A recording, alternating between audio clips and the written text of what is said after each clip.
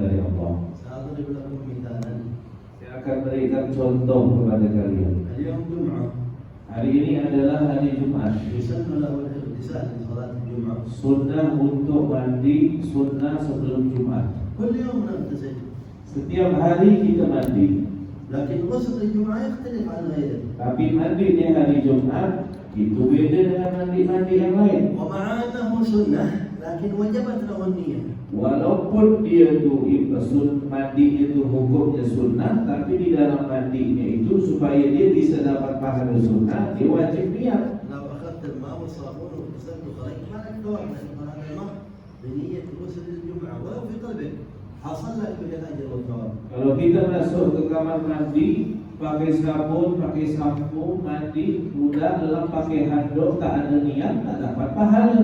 Tapi kalau kita niat, aku niat mandi sunnah Jumat, walaupun kita dalam hati karena di dalam kamar mandi tak boleh, maka kita keluar dapat pahala kita mandi sunnah.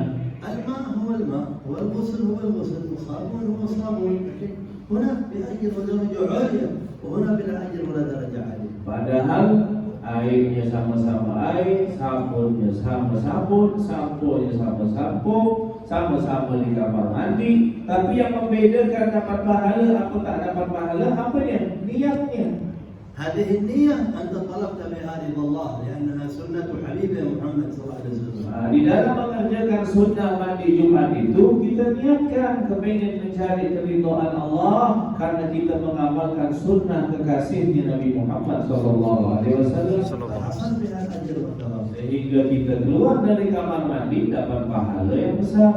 وفي الحديث من غسل واغتسل وبكر وابتكر ومشى ولم يركب ودنا من الإمام ثم إذا خرج الخطيب استمع وأنصت كانت كل خطوة يمشيها إلى الصلاة تعدل عبادة سنة قيامها وصيامها. إيش من عبادة وعمل تحصل من مثل هذا الأجر، وهو ما هو واجب. هذه الأشياء المذكورات كلها سنن. الواجب صلاة الجمعة والاجتماع على الخطبة. قال إذا عملت هذه السنن والآداب الخطوة الواحدة عبادة سنة في الأجر.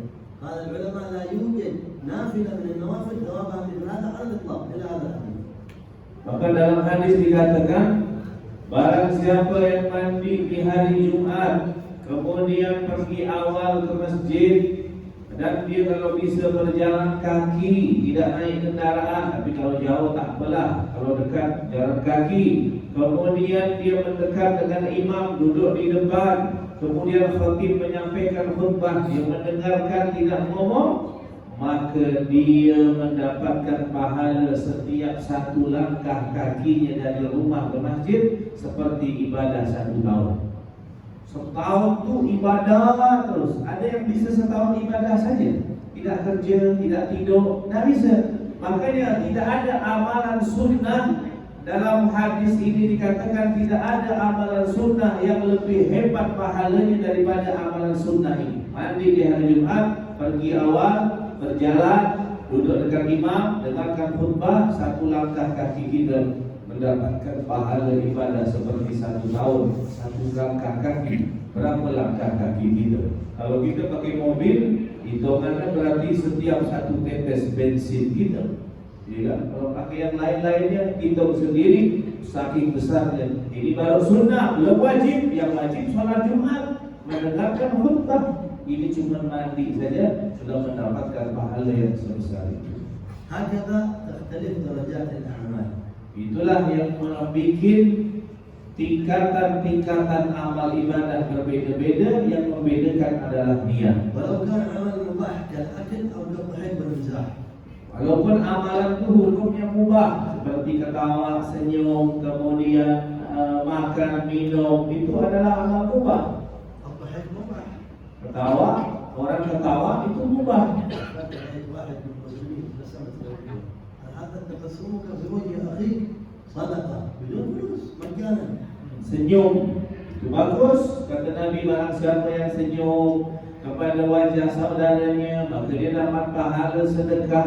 Kita bisa dapat pahala sedekah tanpa mengeluarkan ringgit, tanpa mengeluarkan duit, gratis dapat pahala, cuma modal senyum saja. أو الطعام والشراب. ataupun makan dan minum, hukumnya mubah.